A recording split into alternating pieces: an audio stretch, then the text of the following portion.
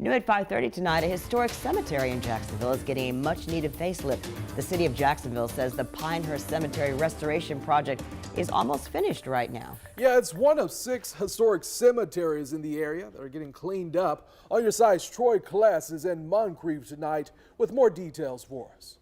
The restoration project here at Pinehurst Cemetery is expected to finish this year. Some business owners in the area say that this was long overdue.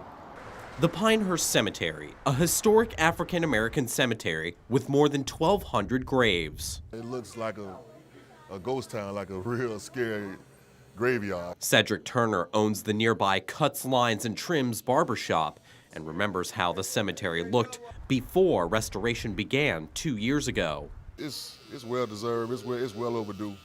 It needs it.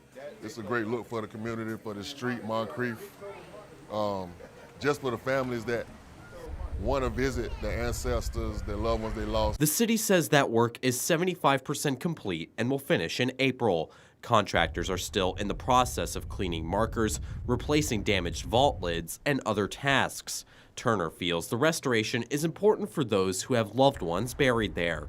He also thinks that more needs to be done for other projects around the community.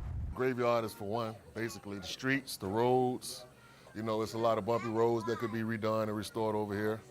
The playgrounds, you know, they could be used an up facelift. Turner feels that this can bring the good out of this neighborhood, starting with the graveyard. Troy Kless, First Coast News, on your side.